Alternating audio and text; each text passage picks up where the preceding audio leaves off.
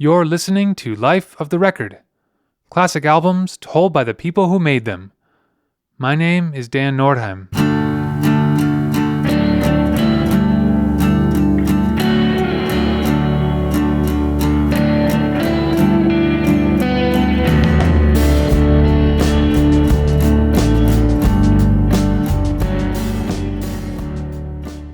Beat Happening formed in Olympia, Washington in 1983 by Calvin Johnson, Heather Lewis, and Bret Lunsford.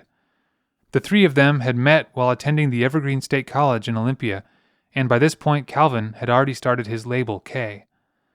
They released the Our Secret single in 1984 with 2 cassette EPs following later that year. Their self-titled debut album was released in 1985. In 1987, Beat Happening recorded a joint EP with Screaming Trees before turning their attention to their second album.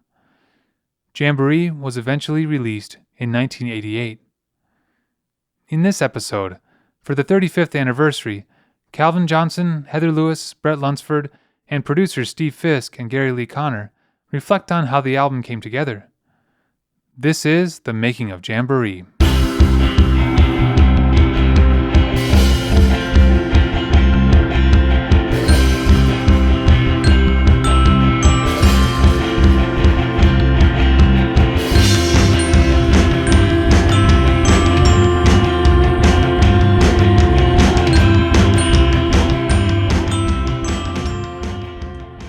I'm Heather, and I am a member of Beat Happening. I've been thinking about this a lot lately. It's just a sort of side note, but I've never considered myself a musician. And so when people now talk to me well, you're a musician, and oh, do you miss playing the drums? And I'm like, no, I'm not a musician in any way. But at no time was I I want to work to be a better drummer. And and I listen to our songs now, and I appreciate our music, but I don't listen to our music, and I've never listened to our music, and I don't listen to bands that sound like us. You know what I mean? Musically, it's not what I was doing. I think now in retrospect, it's it was this little revolution. We were banging on a door. You know what I mean? Every show was banging on a door. It was very hard pretty much until the very end. Then people were opening the door. But in the beginning, it was always banging on the door. And I think that when we got, doing Jamboree, it was okay, people are hearing the knocking. You know what I mean? Okay, so maybe we should keep banging.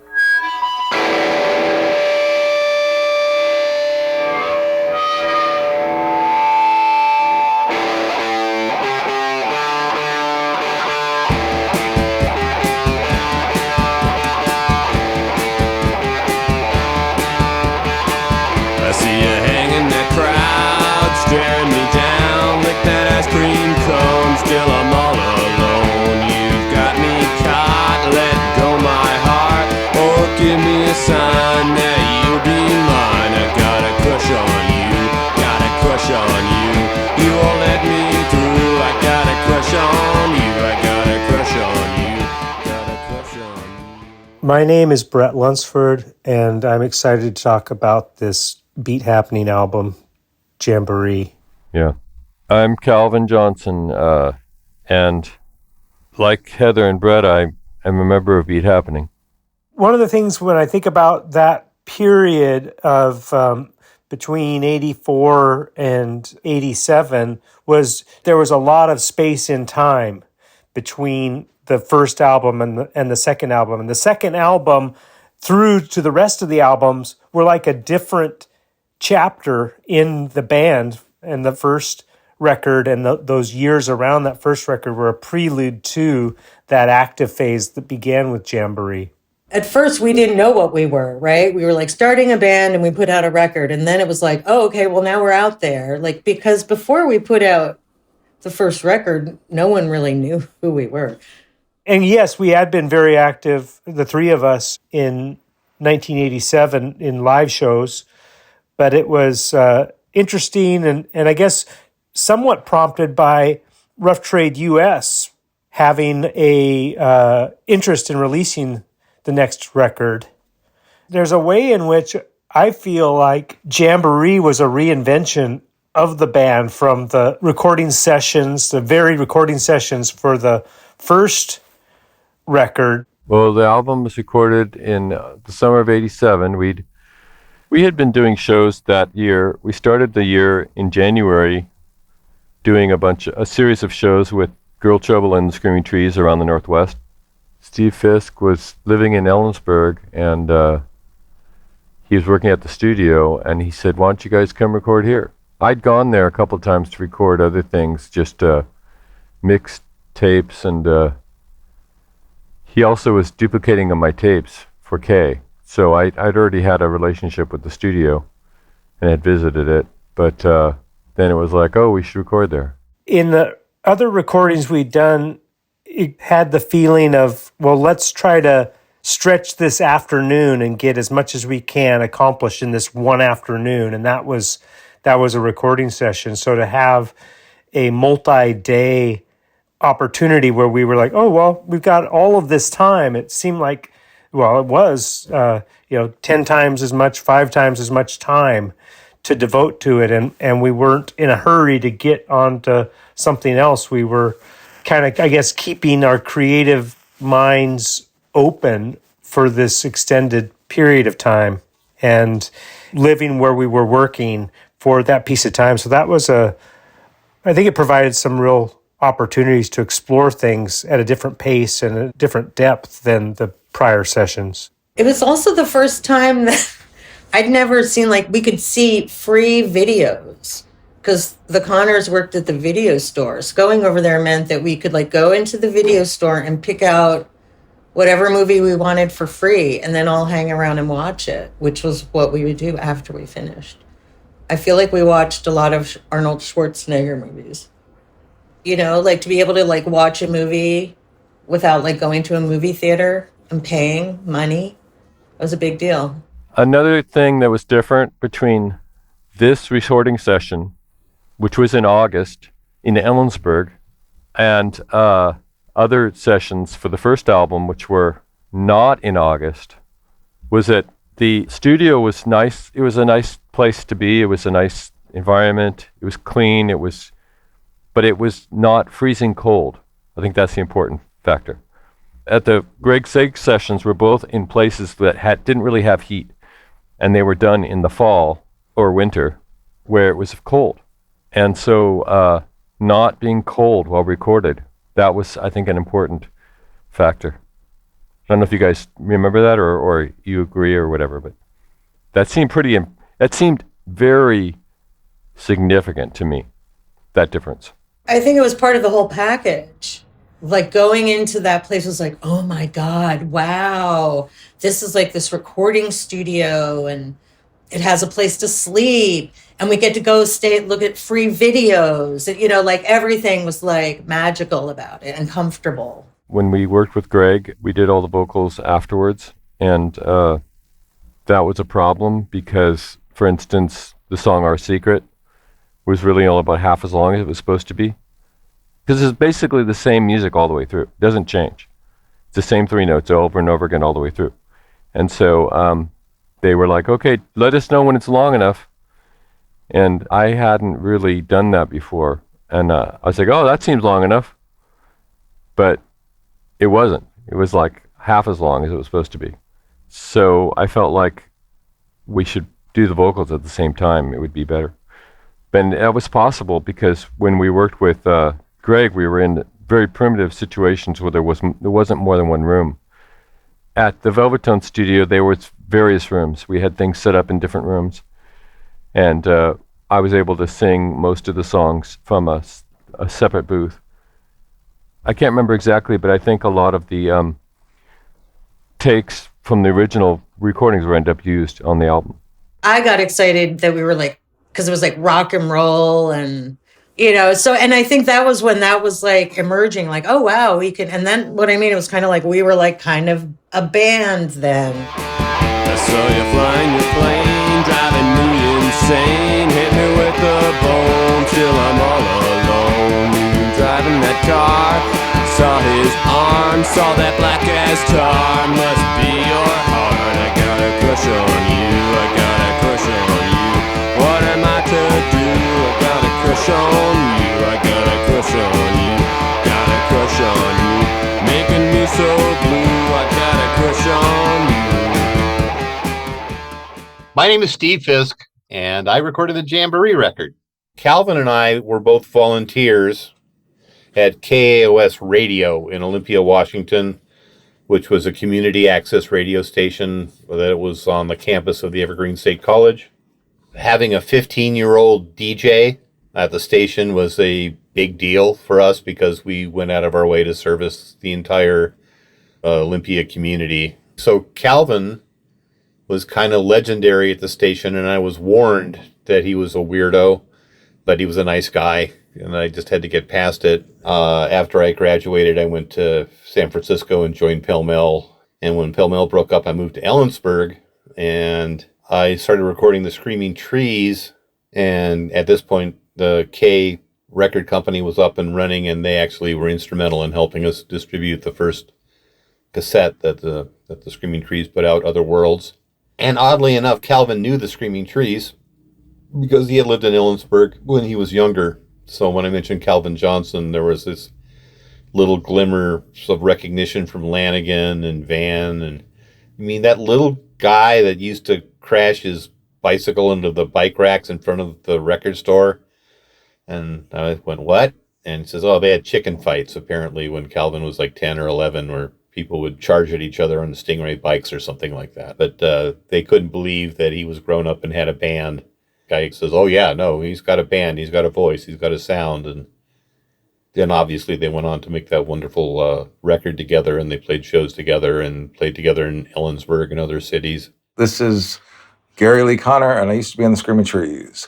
And I co-produced the Jamboree album.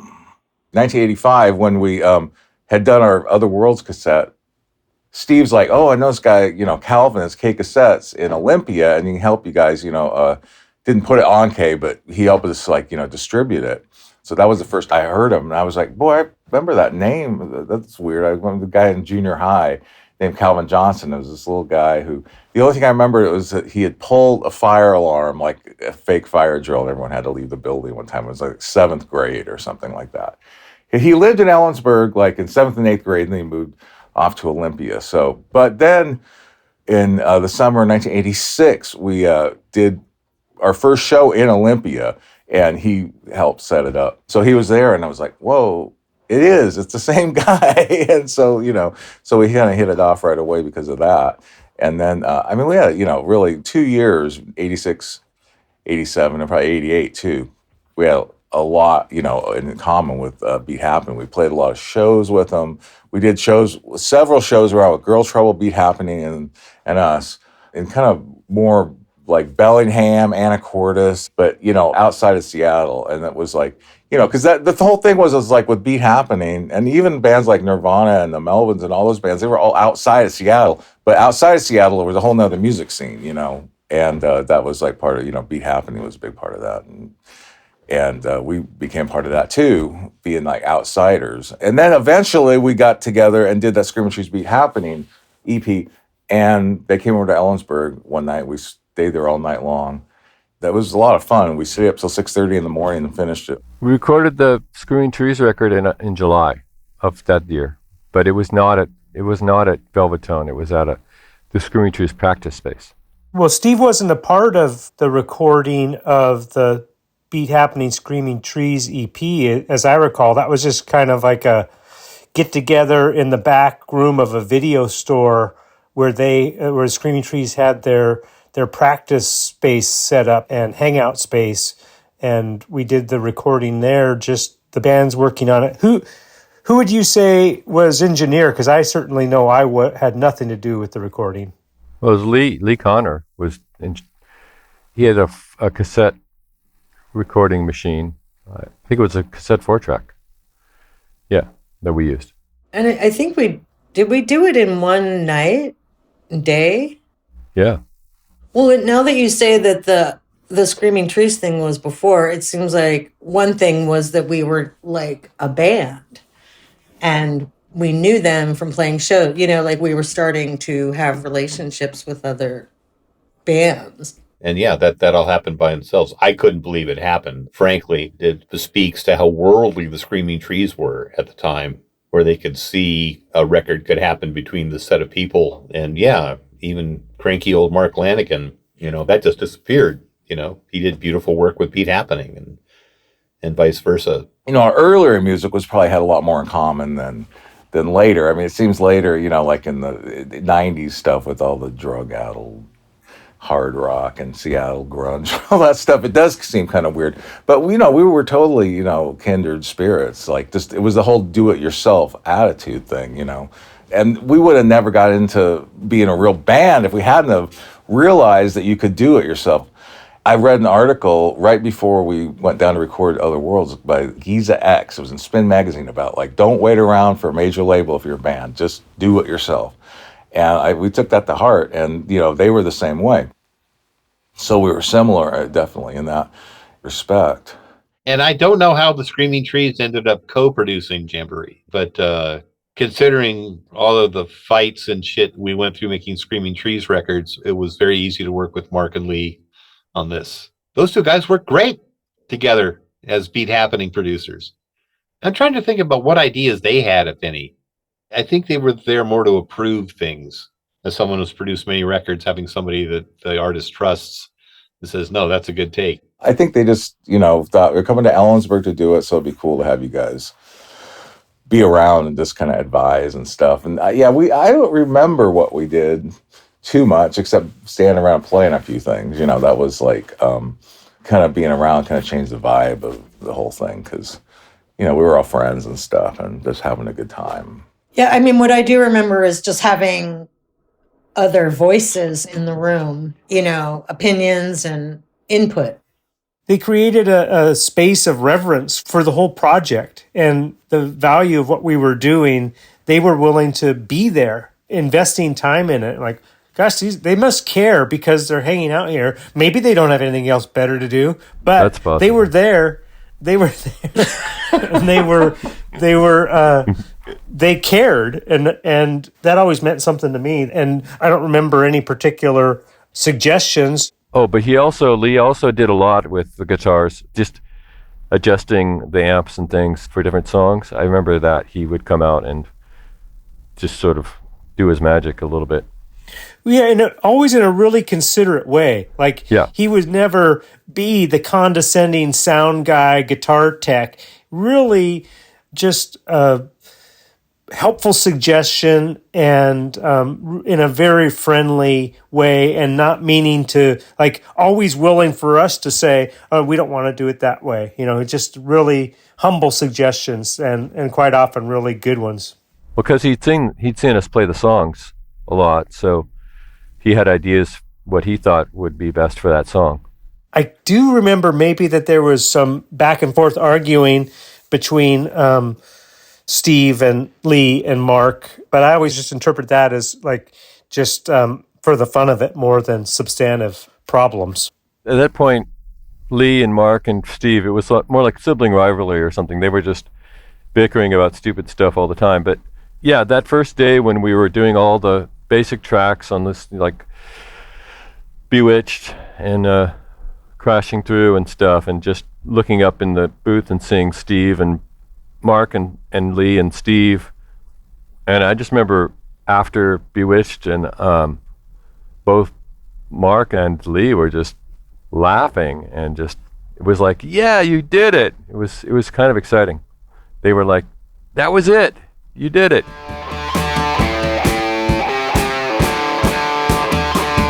Pandora's box has got a lock. I'm gonna beat the clock. I won't rest until Pandora's chest has been upset, because I'm the one. I got a crush on you, got a crush on you. You won't let me through. I got a crush on you, I got a crush on you, got a crush on you, got a crush on you, I got a crush on you. I was listening to the record yesterday, and it made me wonder what guitar we were using. Calvin, did we still have the Silvertone? Did we record this with the Silvertone? Yeah. Yeah, that was there. But I think I have a vague memory that we didn't do a lot of recording with our own guitar. I think we, in both sessions, we used other guitars. But we might have. I feel like we used, maybe Lee brought a guitar that we used mostly. This is so funny, and it's illustrative of how much we are music tech people. Calvin certainly has technical ability, but I'm often baffled by the way that people develop, say, a guitar sound consciously. We had one pedal, one effect that was a distortion pedal, and I don't even remember what brand it was. I remember the color of this basic pedal, which seemingly just had an on and off button, and it was kind of a butterscotch color. Calvin, do you remember what that was? Yeah, that was my brother's MXR distortion pedal that Streeter lent us, and for several years, and then finally he wanted it back, so I had to give it back to him. And then I tried to find one. I think I eventually did find one, but you ended up using that. If you remember, but we toured with a band called Heavenly at one point, and Pete Momsheloff from Heavenly had, when he got to the United States, he bought this little compressor pedal, and for his tour. And at the end of the tour, he was like, "Do you guys want this?" And Bret had been using it on tour, and he really liked it because it made a distortion sound. So we used that as our distortion pedal after that. But that was after Jamboree. I didn't even know we had a distortion pedal. Well, we didn't. Streeter had one. The yellow thing sounds familiar, though, but I guess I never really thought about it. I don't think I ever used it. You know, nowadays it makes me laugh. Like, people are like asking about all this, like, what did you use on this and that? It was like, you know, what we used was what was there, or what's cheap, or what, you know, like, it wasn't like, I'm looking for all these like pedals and amps that cost like $50,000 and I'll choose this one. It wasn't that at all. It's like, you know, whatever you could get at a pawn shop or at a music store for cheap. And, you know, so as far as that goes, you know, we were definitely similar. But I feel like that song was more like, Heather had a guitar part on a song called I Love You that was really rock and roll, and I always really liked appreciated how simple it was, yet it sounded very powerful. And so that song, her playing on that song, inspired me a lot to try to make a song like that. But I never was able to, because it's so unique and perfect. I loved that song, I Love You. Yeah, worked out really well. I really love Calvin's rock and roll songs. And I always really liked that song. I don't know why we chose to put it first. My brother had that guitar pedal that I borrowed, and so I think I was just playing around with that. And then Bret had been working at this place called Gesco in Olympia. It was like a venue and a performance space and a meeting space. They had lots of different events there, but Bret had one of the people, he and Denise and another friend of theirs started that space. And I remember just standing at that space watching people perform music, and that song, just the words sort of started to develop just from standing around Gesco and watching other artists play music. I think I remember just thinking, that would be a good song. Got a crush on you, making me so blue. I got a crush on you, what am I to do? Got a crush on you.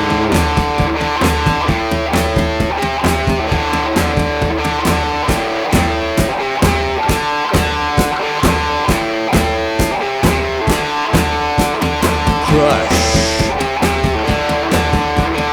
You. And you.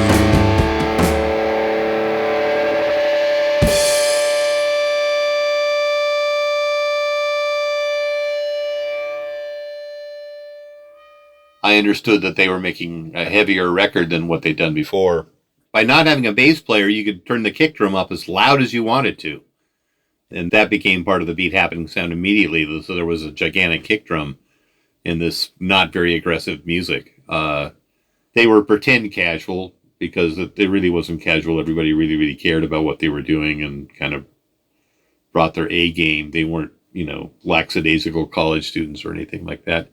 People don't know about the Supreme Cool Beings, and that was a very good band in Olympia, Washington that predates the Cool Rays, and Heather played drums in that band, and she played normal rock drums, and everybody gets all, whatever about the beat happening drum sound and all the repetition and, oh, my kid could play that, all this, things where they don't really understand that playing something simple for 3 minutes or 5 minutes is hard to do.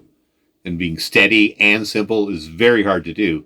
Just wanted to say, while I've got the ear of the beat happening world, Heather was a great drummer before she was ever in beat happening. She wasn't learning how to play drums in beat happening. She knew what she was doing, and she would tell you she wasn't and that she didn't know what she was doing. But she really, the Supreme Cool Beings rocked. And there's a cassette. It might still be in print on K of the Supreme Cool Beings, and it's a live set. And you can hear Heather with a full drum kit just banging, She sounds really good. Full confession, I did not listen to the Yellow record that much, the first record. I mean, I had it. It was in the studio. I thought it was really cool, but for me, that was in context of the Cool Rays. It was just another Calvin record. It wasn't the beginnings of beat happening. There was more Heather all over it. That's what I keep remembering, was that the Heather presence, her vocal was, I don't know if there were more songs, but that was one of the things I liked about the record, was hearing kind of her voice be a bigger piece of this. I love Calvin songs, and I think Calvin's a fabulous songwriter. Thank you. But I've never, so any song that I've ever like pulled up out of me was very difficult. And that's why there's not many of them.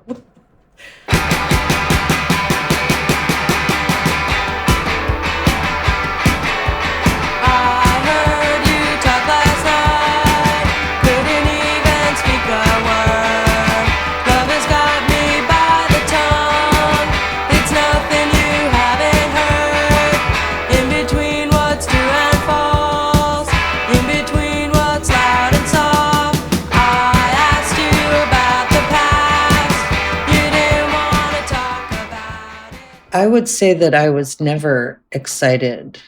I would say that I was always the one that was the reluctant, had to be convinced to keep going person.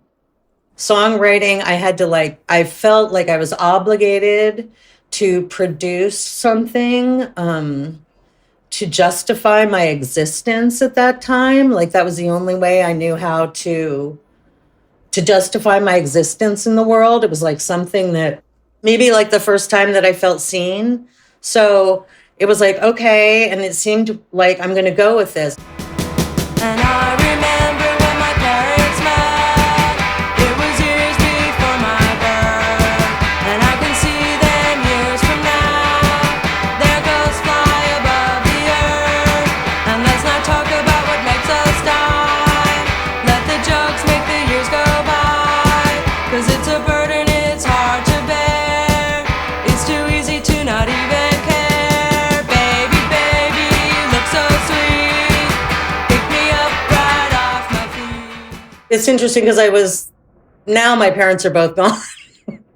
And I still think about when they met. You know what I mean? Like somehow you have this sense of your ancestry. You carry your ancestral story. It really just, to me, it sounds a lot like where my head was at that time. I mean, it was profoundly lost, and between childhood and adulthood, really lost in this place that, that's what it's about. There's a mask upon the wall, in between the window and the hall, in between all things ever done. What's ahead and where you come from?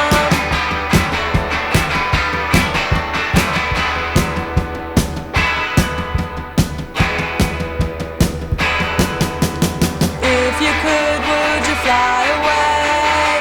Stick around for another day.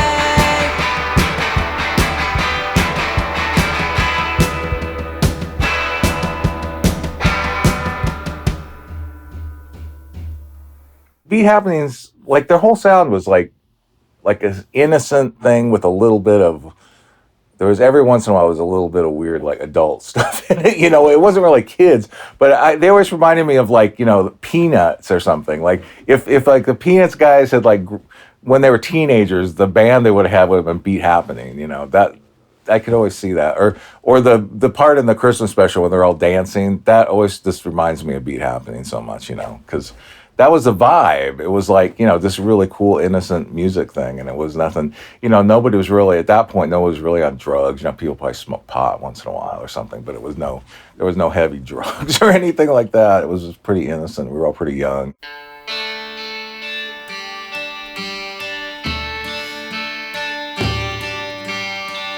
Breakfast in cemetery, boy tasting wild cherry, touch girl apple blossom, just a boy playing possum. We'll come back for Indian summer, we'll come back for Indian summer, we'll come back for Indian summer, the separate way. There was a version of Indian Summer that it was written on the bus that was probably 3 years earlier.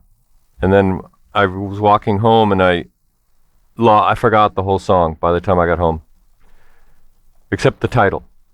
But then a couple years later, in fact, I know exactly what day it was because there's a poster here. Let me look here. We played a show with the Screaming Trees and Gold Shovel at the Capitol Lake Park in Olympia, and that was on August 8th. 1987. So that was after we had recorded the Beat Happening Screaming Trees record, like 2 weeks after. But a couple days before that, on Tuesday or Wednesday of that week, is when that song, I just woke up and it suddenly just, okay, Indian Summer, okay. And it just came out. And then I was like, okay, well, that song seemed pretty good. So I had a rule that if I write a good song, I don't have to do anything else that day. So I went swimming. And then on Friday, when we got together to practice for the show the next day, the show in the park, I said, here's this new song. I don't really know the music for it, but here, just play these 2 notes over and over again, and that'll be fine for the show tomorrow. And then we can figure out this music later. But then 2 weeks later, we recorded the song for the album, and it was just, that was it. I remember it being new, feeling very new in the studio, that we had been playing a number of shows earlier in the year, so I feel like some of the songs we'd had a chance to work out live, which is always, things are a little more developed then, and this one was just completely fresh, which is also a nice approach sometimes to have in the studio where you're getting the feeling of the song's invention while it's being recorded, and that excitement comes through. What is that cheerful sound? Rain falling on the ground. We'll wear a jolly crown. Buckle up, we're wayward bound. We'll come back for Indian summer. We'll come back for Indian summer. We'll come back for Indian summer, then go a separate way.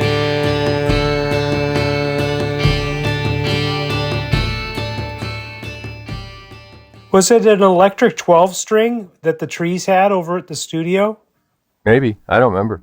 I didn't have my electric 12-string or whatever. No. It's all part of the mystery. I had an old Moserite 12-string that I used on a lot of Tree stuff, but that thing, there's no way it could have sounded like that, because it was like one of those, like, you could hardly play it. It was so hard to play it. Like, you got to fight the guitar to play it type of thing. I had possession of Bill Owen's guitars. Bill Owen was the guitar player in Pell Mell, and the old Pell Mell sound was based on Moserites. And a Moserite guitar, that's the sound of the Ventures and other notable places. It's not like a Fender or a Gibson. It's kind of a weird off-brand. And Pell Mell barely used the 12-string because it was so hard to to tune. It was always falling out of tune. The guitar was kind of in crappy shape. So when Beat Happening picked it up and wanted to use it, I was like, first off, like, wow, this will be cool. And then second off, Indian Summer doesn't really change. It only plays in one chord all the way through. So it wasn't hard to make the guitar work if it was only going to play one chord. And yeah, the minute that sound happened, it sounded gigantic. It sounded huge. It was like, wow, this does not sound like the rest of the record. Is that the most melodic song on the record? It might be. That's probably one of my favorite songs ever. So, and like, it doesn't say on the record that I played the acoustic guitar part. And so every time I hear it, I'm like, I can't believe I played on that, because it's like one of the coolest songs ever, It was so easy too. Da, da, da, da, da. It was like over and over again. It is really hypnotic. What I like about it is that it's the same 3 notes as Our Secret. And basically, they're both songs where the music never changes. And it just goes on. And I like that. I like that. That same as Bewitched is the same. Just the same 3 notes over and over again. No change. I mean, I always loved the song because I'm not a guitar player. It was always a little bit hard for me to like make sure I didn't miss those 2 notes, and get through the song. But yeah, I always loved the song. I never quite saw it like why why that's the song that like so many people would like associate with Beat Happening. I remember just the simple drumming, the hypnotic guitar, and the way that Calvin's lyrics told such an evocative story that really had a timelessness from the start. And I think that's what appeals to people. I touch your hem, you say. Let's stroll down Martin Way. Pick plums, abandoned farm. Who let norms come to harm? We'll come back for Indian summer. We'll come back for Indian summer. We'll come back for Indian summer. Then go our separate ways. Cover me with rain. Walk me down the lane. I'll drink from your drain. We will never change. I think it's just a great song. And the part about Martin Way, which is street in Olympia, that's the first street you come to, is like the exit. It's like Martin Way when you're coming from Seattle or Ellensburg. And it really captures the idea of what everything was like in the music scene back then. That was like what it was, if you want to like get an idea of what the whole Beat Happening Olympia scene was like, that's it, just this innocent, beautiful time when people are just having fun and not caring about viruses or wars or anything like that, right? That's a lot of, when you're young, that's a lot of the way people experience being young. But that was, for us, it was like included music, which was, really cool. And that song really kind of just like brings back that memory for me, I think. Motorbike to cemetery. Picnic on wild berries. French toast with molasses. Croquet and baked Alaskas. We'll come back for Indian summer. We'll come back for Indian summer. We'll come back for Indian summer. Cover me with rain.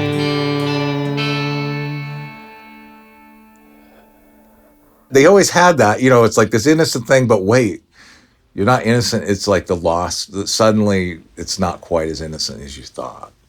He's always got this evil side too in all the lyrics. There's this. It's just like, it's like the kids singing, and then suddenly something about Satan or like sexual references or something like that come up all of a sudden.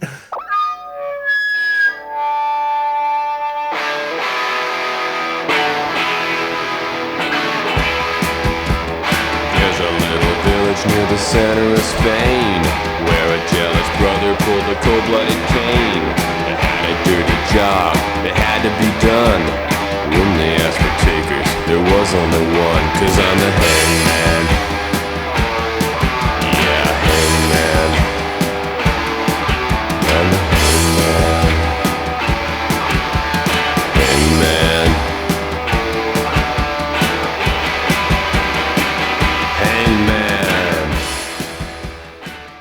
It wasn't too often that we went over and over and over different versions of the songs. I think that, personally speaking, I just loved the freshness of a great take and the enthusiasm we had for it.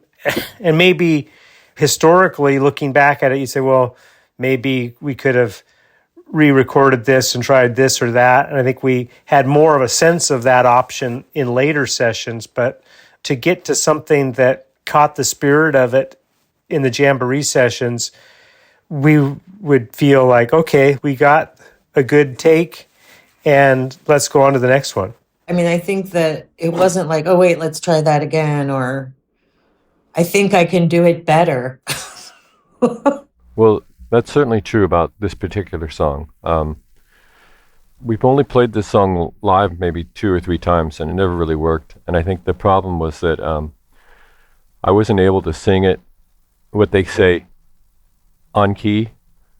And somehow the song, we did it one time, and it worked, and that was it. And it happened to be recorded. And that was amazing. And it was like, we're not going to do it again because there's no way we're going to be able to do this again. So we did it. And I think we tried to play it on tour after that, but it just didn't work, like maybe once or twice. But I couldn't quite get into the place where the song was, and it sort of fell apart live. So fortunately, Steve was able to capture that. I wake at 4, wash my hands, pray to my God, atone for my sins, walk out to the yard, test the rope. When the dawn breaks, I start to work, 'cause I'm the hangman. Yeah, hangman. I'm the hangman. 'Cause I'm the hangman.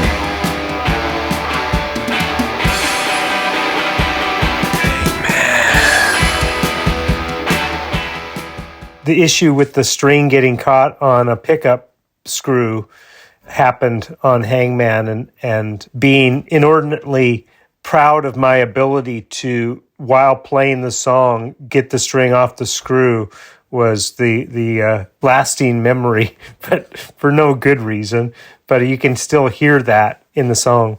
Again, you can hear a lot of use of the distortion pedal. It's another Calvin song in terms of both the lyrics and the guitar part. That song in particular, when I lived in Ellensburg as a child, I used to be really into comic books, and there was a Marvel Comics, there was a couple series like Where Monsters Dwell, Journey into Fear, a couple other ones, I can't remember. But they were comic books that were reprints of 50s comic books. So they had all these stories from the 50s, and one of them was this story about a hangman who had been in a long line of hangmen. His father and his grandfather had been hangmen. And then he was just like, you know what, I don't want to be the hangman anymore. And he decided he wanted to quit and do something else with his life. And he just didn't want his kid to become the hangman. And so he quit. But somehow, I can't remember the story exactly, but the king was really upset that he quit. And somehow, so he ended up getting arrested and all this. And I can't remember if he'd done something bad or I don't remember. But in the end, he ended up having to get executed for his crimes. And his execution was the first execution of the new hangman, who happened to be his son. And that story, it was like, oh, that's a great story. So that's what I base that song on. I feel no guilt, I feel no shame. I return to my family at the end of the day. Sit and watch my son while he's out at play. When he grows to be a man, he'll be just like me. He'll be a hangman. I'm the hangman. Yeah, hangman. I'm the hangman. Hangman.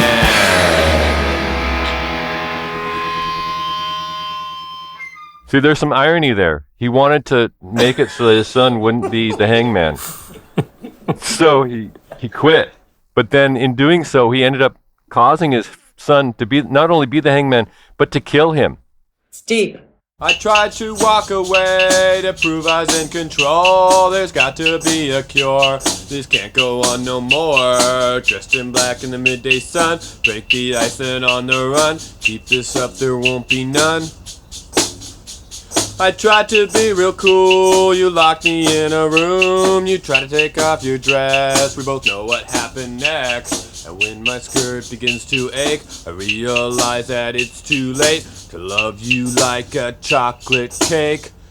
Jamboree, that was their idea. They went out on the balcony because there was a second floor balcony of the studio, and then it was like, "Hey, Steve, we want to do this one on the balcony."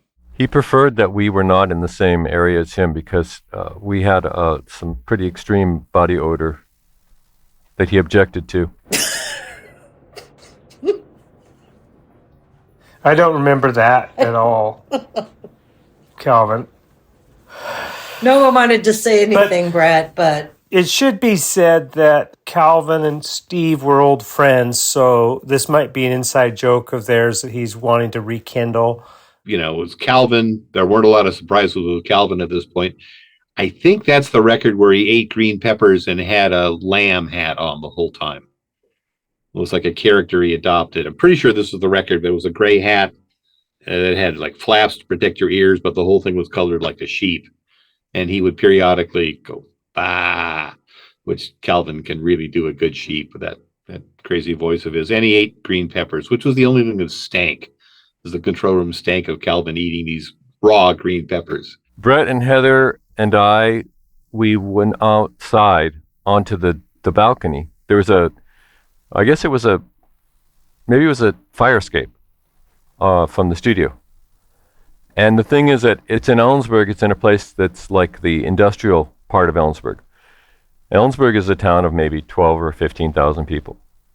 But it does have an industrial district. There's the Shocky's slaughter yard, cattle yard.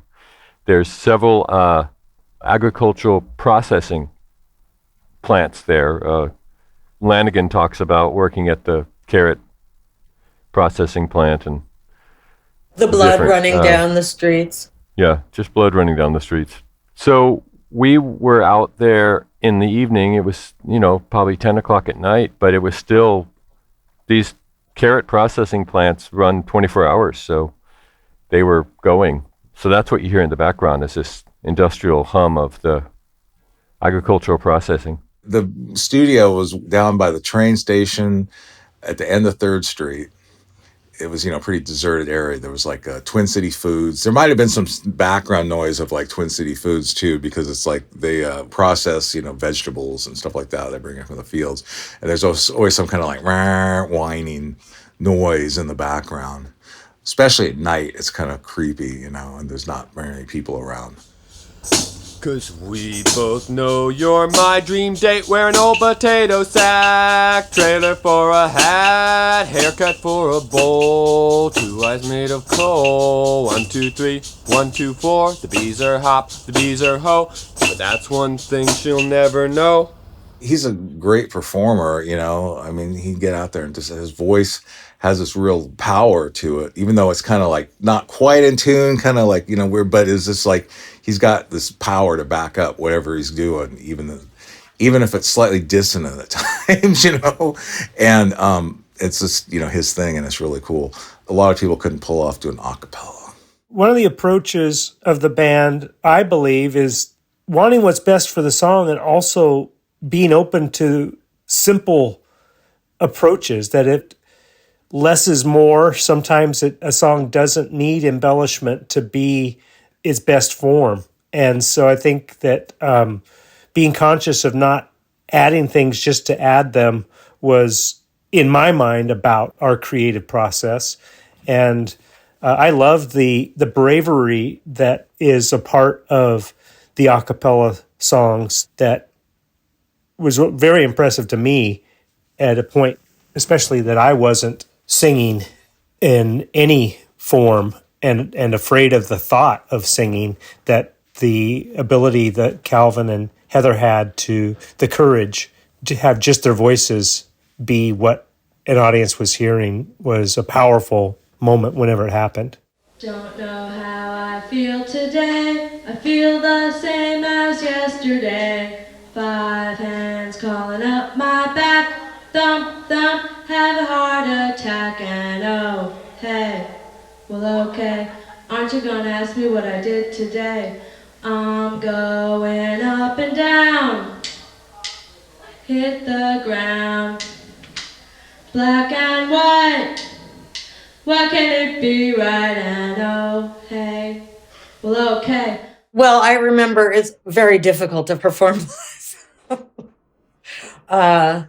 Yeah, I mean, for me, singing a cappella live was really difficult. So I don't think we did it very much. I don't think I sang this song very often. Yeah, I don't know what to say, but I mean, I wrote it and we recorded it, and then it kind of went out of my head because we didn't play it much. Where did Rich record it? Corvallis, wasn't it? At the Old World, Yep. Old World Deli, which is a college town restaurant. Right. Yep. Corvallis, Oregon. Yep. Did we ever play it again? Yeah, we've played it many times. All right. I would say that a lot of the touring that we did had a feeling of a family vacation. When people think about a rock and roll tour, they might jump to illusions about music venues and that weren't a part of the early experience of a lot of what we did, which seemed like it was offbeat venues and galleries and house parties, really improvised settings a lot of times. And our trips we were looking to have fun along the way and, meeting the people that were going to be hosting the show and the other bands, and lots of fun on the road experiences that the band management or label aspect of it were really almost non-existent in these years. Yeah, it was kind of like, let's go spend a weekend somewhere and hang out with these people and watch Arnold Schwarzenegger movies if we can. Our shows just really varied. Like when we would get to the East Coast, we would be supported, had more audience support than we did here in the Northwest. We had a lot of like the really sort of challenging and difficult shows would be the ones where people just didn't know what to think of us at all.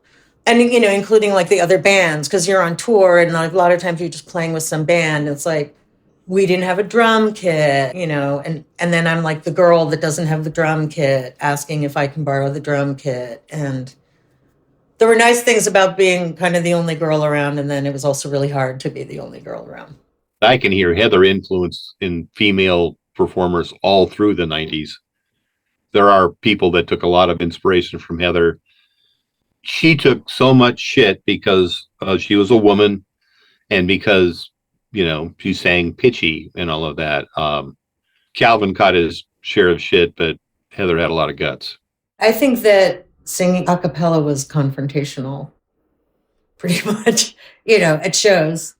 So it's wrought with, sort of a certain amount of like aggression, but also a certain amount of fear because you're being reacted to by your behavior. But you're in the middle of it and you got to keep going and see it through.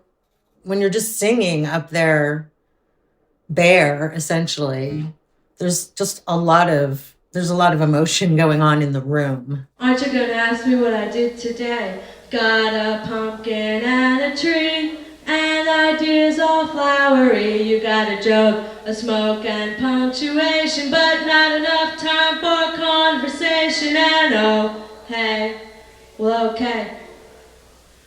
Aren't you gonna ask me what I did today? Yeah, Crashing Through.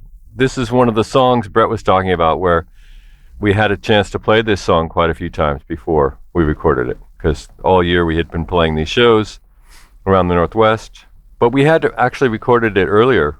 We had done a session like a year earlier with Patrick Malley and recorded it. So we'd already had recorded it, so we had a pretty good feel for how the song would look and feel and stuff. But also, having played the song a lot, this is one of the songs that like Lee and Mark were like, knew well from our live shows. It was one of the songs they were expecting that we were going to record. This and Bewitched were songs that they seemed interested in working on. Back burner is on fire. Freeze dry, clean, then retire. Yeah, that top coat's overdue. Yeah, gotta get a new haircut too. Yeah, who says dreams don't come true? Whoa, got a new thing crashing through.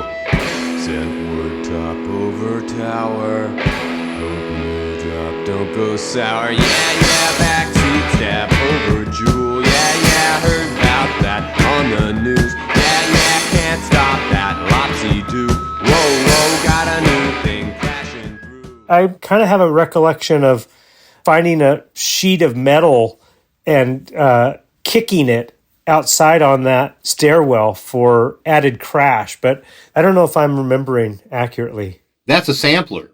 Everybody thinks Beat Happening are troglodytes, but I had an ancient one sample at a time sampler, an Akai S612 for those of you keeping track, and I had a sample of somebody slamming the dumpster downstairs. And so I remember Bret trying to make something happen with some sheet metal, and I don't even know if we ended up keeping any of that, but that brought to the idea of using the sampler. So on their second record, they were using a sampler. So there's our cave people, Beat Happening, and who played it? Heather played it, Well, and not only that, but the way the old samplers work is you'd sample it once and that sound would be spread off over the whole keyboard. So if you got the sound of a dumpster lid being crashed, you play it 12 steps down and it's slower and weirder and more lo-fi. You play it 24 steps down, which is easy to do on a keyboard, and it's Godzilla. So I forget what kind of chord she was playing, but it wasn't just one key down crashing through. It was something that she'd worked out on the keyboard. Intuitively, on the spot, go evergreen, that's how we do it, I was trying to remember which song had the sampler on it. Of course, it's crashing through. Push cart, that won't go. Catch a ball, then overthrow. Yeah, that's old school. Yeah, that's overdue. Yeah, skip that too. Whoa, got a new thing crashing through. Whoa, got a new thing crashing through. Whoa, got a new thing crashing through. Got a new thing crashing through. Hello, can you guys hear me? That was strange. I was somewhere where you guys, none of you moved. It was like you were just frozen in time. And I was blathering on and on about crashing through, and you guys, it was almost as if you could care less.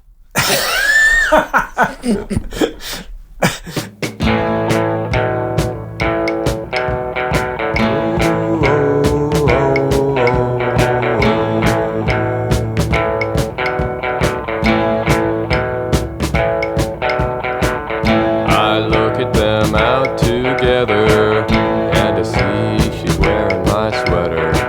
Oh, what the heck, I might as well let her. I was hardly gone. What was the song you said was recorded Catwalk. by Pat Malley? Catwalk. Oh, Catwalk. Oh, okay. It says it on Jamboree, I don't remember. Yeah, it's after Crashing Through, and it has a diamond next to it that says produced by Patrick Malley. Oh, okay, so that must have been from that session from... we did Crashing Through and Look Around and Catwalk and some other songs. Yeah, in '86 we recorded at Yo-Yo. I don't think we played that song live too much, Catwalk. Yeah, some. I like the percussion. Heather's playing the claves. It's cool. Oh, yeah. I like claves. Yeah, I had those claves for a long time. I just lost them a few years ago. I stole those from Jan Brock. Or maybe she gave them to me. I can't remember. Or maybe I borrowed them and they just never got back to her. I don't remember. But she had a band called Twin Diet where they played the claves. And I always thought it was really cool that they had the claves. So I think I might still have one clave. But it's like it's difficult because it's almost, the one clave is like the sound of one hand clapping. I know that I very much was, I imagine, very happy to be playing the claves because I like the claves. Well, I think maybe the only other song that might have had claves would have been Jamboree. I don't know if there are claves. Yeah, on I don't know. I think that Heather had made a comment once that I always thought was very appropriate in terms of an observation about recording, and because there's an instrument called a percussion instrument called the vibroslap, and she said that every album should have one song with a vibroslap, but no album should have more than one song with a vibroslap, and I think that's probably true of the claves too. And I think there's a vibroslap on Jamboree, but I don't remember where. But maybe I'm wrong. I do like, okay, I like vibroslaps and claves. Yeah. But I don't think we put claves in more than one song per record. I also really like those frog instruments, but we never had one of those. I look at them out together. I don't mind, he's an okay fella. Anyway, it's probably better she isn't stuck with me. I'm so bad at being treated. I'm glad I'm not stuck with her. She's got a bad habit of being pure.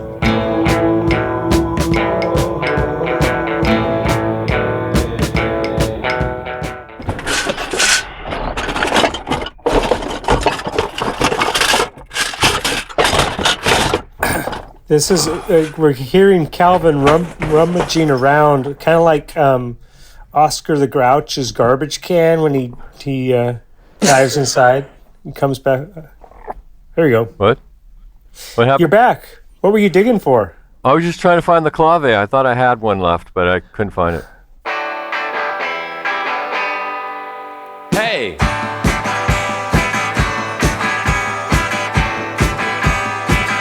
You're just a little shy. There's something in your eyes. You could have any guy if you only stick around a while. Yet you drive that boy around. Drive that boy around. Drive that boy around. I can't even remember what that song sounds like. How's it go? It was just a song that was like a song. Mm-hmm. Oh, this is a good song. Mm-hmm. Oh, this is pretty good. But I don't know. It was like we may not have played it live a lot. I think some, maybe more than the other song, but generally it wasn't really like our favorite song. I didn't really understand this concept of being on key for a long time. And I think I realized later that with something like Hangman, if we just practiced that song, we could have done it, but we never did. You know, what if we just spent the whole one afternoon, let's just do Hangman, let's just get it done. We could have done that, but it never occurred to us to do that or even to want to. Later, Bret was able to arrange for us to borrow a practice space from a different band, and we were able to use their space, and they had a PA and stuff, so that was good. But at the point of Jamboree, we were practicing in like apartments and stuff. Pretty much. Wasn't that right? I can't remember. Yeah, I think that was right. And then that's why the value of the live experience added so much to the development of a song, because we didn't do the rehearsal room development of a song beyond just kind of like, oh yeah, that sounds good. Now we're ready to play live. These records sound harmless in 2022. In 1987, 1988, 1990, because there was no bass player, because the vocals were out of tune, because the guitars were out of tune, certain people, not everybody, not 50% of the people, but certain people just could not even be in the room with it. And by the way, it's always guys. I never ran into a woman that had a problem with Beat Happening. But there's some guys that just because Beat Happening broke all the rules, they can't stand it. I mean, it's not that they dislike it. They can't stand it. On stage, man, he was confrontational for sure. In fact, you know, he would like probably get, I don't know if he ever got mad at people in the audience, but you know, he was like, I'm what I am and fuck you. Because I remember one time we had a show with them. I think it might have been when we played too at the studio at Velvetone. It was, there weren't that many people there, 20 or 30 people. This one guy who was a little older, probably wasn't that much older. He was probably like 30, 35, and but probably like a 70s rock kind of guy. And when he saw Calvin perform, he was just, I can't believe how stupid that is. But I was going off about it and stuff. And it's like, okay, we thought it was really cool, but And then imagine you've booked Beat Happening, you've heard the record, and Beat Happening is in the middle of a national tour in a Toyota with a few guitars and a snare drum in the back seat, and they want to borrow amplifiers. That's how Beat Happening showed up at gigs. So just one further assault on the rock tradition and how things are supposed to happen, but that's how they made their whole thing work. But between like 89 and 93, I recorded the best singers ever. Mark Lanigan, Carla Bauselich from the Geraldine Fibbers, Kurt Cobain, Chris Cornell. And by the way, when I talk about this, when I try to make this point, I always include Calvin, because I do think Calvin's one of the best singers I've ever recorded. And kids these days, they're going, Calvin Johnson, give me a break. He sings out of tune. Like, you feeble little dinosaurs, you're crawling out of your pond and you're judging things on whether they're in tune or not. That's because your music is devoid of meaning. That's because the music you listen to is gutless and strange and leaves you unsatisfied. And so you run around trying to figure out what makes things good or bad. And when you learn what intonation is, you think you've accomplished something, not understanding that Kurt Cobain bends flat on purpose.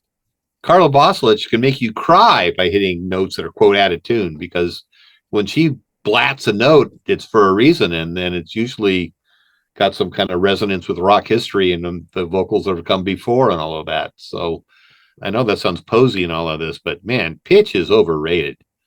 It really is, and Calvin Johnson is the argument. Don't you mind that daily grind, 'cause I walk down the side streets too.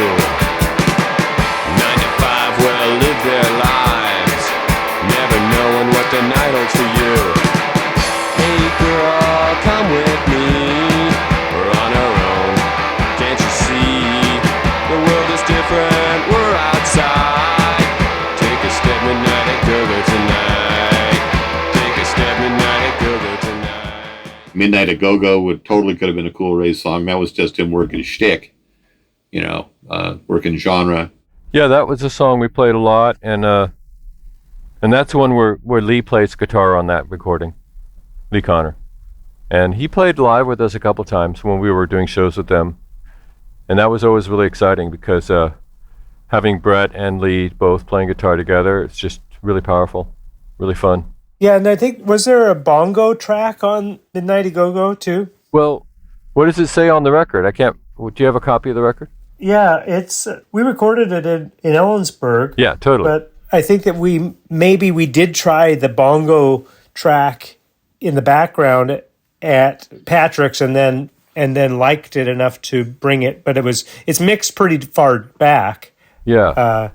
But I think it's there. What does it say? Does it say anything about anyone playing on that song besides Lee? It says Lee Connor plays guitar on Midnight Go-Go. Yeah. And that's all it says. I would assume that maybe Heather played the bongos. Yeah, probably Heather. Seems likely. I mean, sounds like it would have been nice to play bongos on those songs.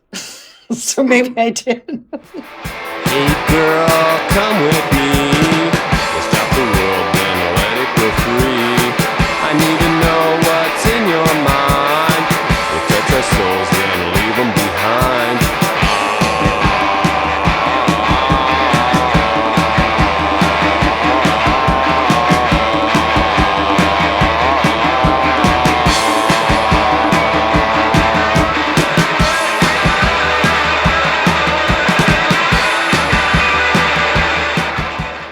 I don't think I played just those two songs, Indian Summer and Midnight at Go-Go. And I was listening to that, and I can't remember if it's just the solo in the middle, or I'm not sure, because they might have been using my guitar setup for some stuff too, What other stuff? I mean, This Many Boyfriends Club, of course. I remember seeing it, watching that. That's recorded live in Ellensburg. I couldn't remember when I was listening to it. I goes, oh, wait, is that me playing? It wasn't me playing. It was Bret playing through my amp.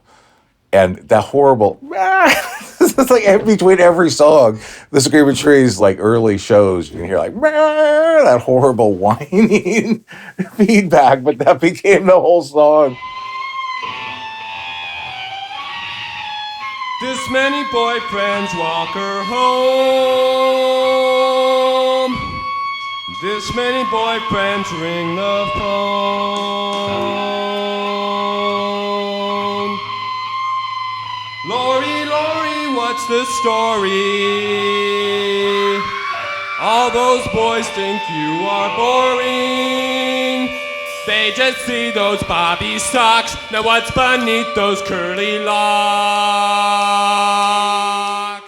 I have a recollection of being in Calvin's apartment at the Martin, hearing the song and considering what guitar part might go along with the lyrics. And it seemed to me that the rawness of the song would benefit from just some feedback as the guitar part.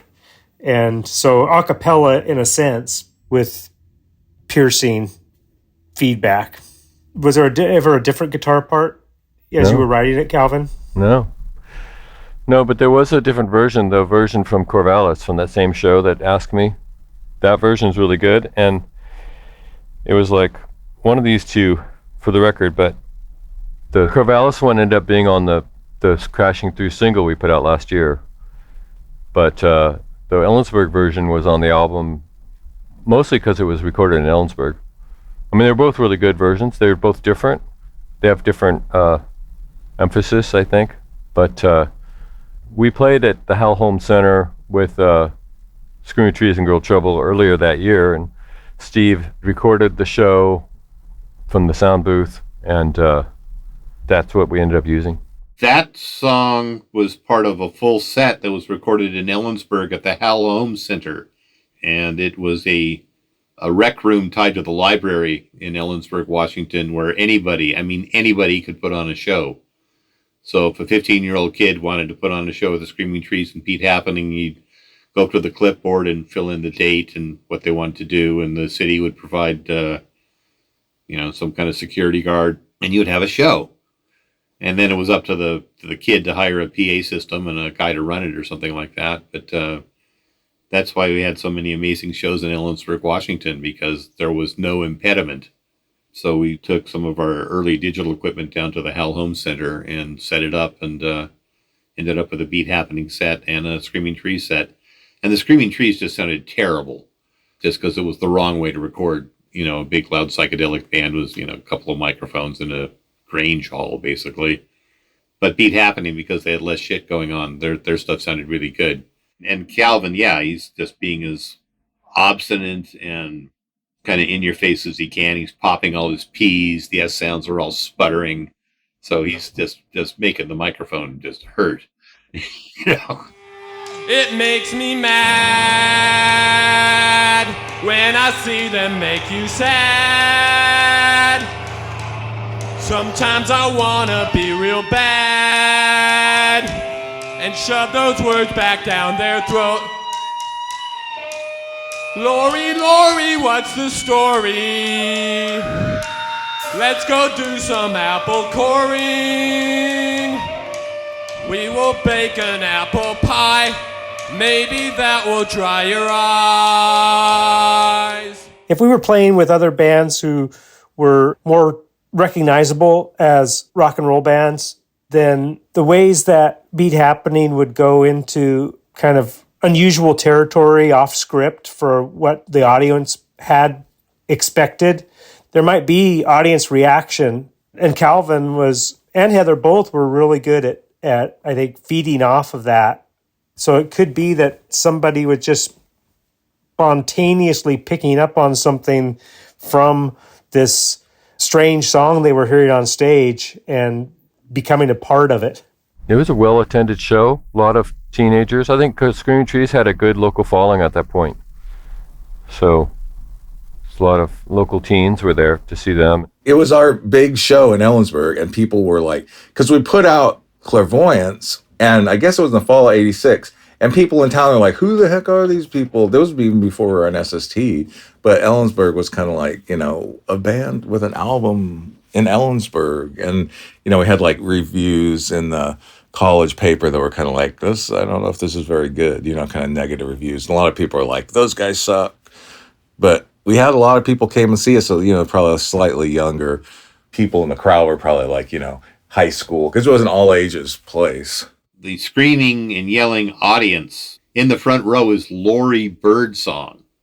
So the idea that, first off, I don't think Beat Happening got that kind of screaming, yelling response in other cities. So I think it was Calvin was being a proper showman, was, all right, the front row is going to go nuts. I'm going to play to the front row. Did he know who Lori Birdsong was at the time? I'm not sure. Lori would go on to marry Van Connor, and they would have kids, and me and Lori are still in touch. But there are 3 or 4 screaming girls making it sound like a bad Beatles recording or something like that, and it's primarily because he's singing to Lori. We tip over apple carts with the pounding of our hearts. Lori, Lori, don't you worry. We'll have our own swimming party. We'll swim up and we'll swim back. Now you're sitting in my lap. And there's one thing I forgot. I love Lori a lot.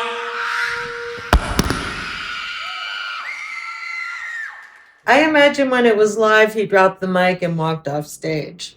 I'm not sure, but that was a common finale. Well, I think we were at a good place at that time as a band. We were spending more time together, a lot of time together at that point. And we were having a lot of fun together, I think, at that point. Yeah, when did we go to Europe? Shortly after this was released, I seem to think. It's like 4 months after the U.S. release. It was a great opportunity to meet people in Europe who were interested in coming to the shows, but also the bands that we met, from Vaseline's to McTell's to Pastels to the Bats and lots of others. Yeah, we toured with the Bats in Germany and in Europe. That was fun. Did it come out before we went to Europe? It came out on Rough Trade in America before we went to Europe. It didn't come out in Europe until the day of our last show in Scotland. Because of, just production delays, blah, blah, blah. It was supposed to have come out months earlier, but, that's just the way it goes sometimes. Well, I'm just thinking because, that tour in Europe, touring in Europe was completely different from touring in America. And it was all planned out and we were treated really well, and people came to the shows, and liked us, so there was a lot of positive reinforcement at that time, at least in Europe, I would say. To go there and just have these, lots of people come to our shows. It was nice. And Calvin did so much work on behalf of the band in conjunction with, the K Records effort in touring and recording. I had the luxury of being along for the ride for a lot of that, the detail work of the coordination with other labels and with the tours. That was so much of Calvin's work that benefited the band. Well, I hold it in my hand, and I think that Heather's artwork is it's a good visual package, and the combination of Heather's artwork and the photo by Ann Culbertson. It captured a part of who we were visually that I think so that package has always felt good. And in my reflection on it, as I stated earlier, I think that the band's future could easily have just passed into history with the first album.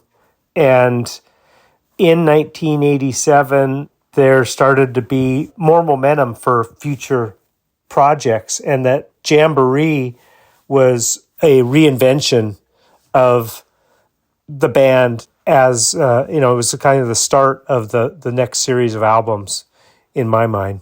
Well, I think that's Bret's his feeling about it was accurate. And, I think it's true that it's kind of like after Jamboree, there was a different band, it was just a little bit more, it's more like we really were a band.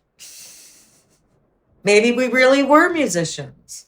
Yeah, I feel like when we started playing in Olympia with like Young Pioneers, we're a band that we worked with a lot, and we recorded our first sessions in their studio and used their instruments, and but just they were very encouraging to us, and they were very helpful in a lot of ways, and but by that point that we made Jamboree, they had stopped playing as a band together, and I felt like I wasn't really even in touch with them anymore, but I still felt that their influence on me was pretty profound in terms of their rock and roll.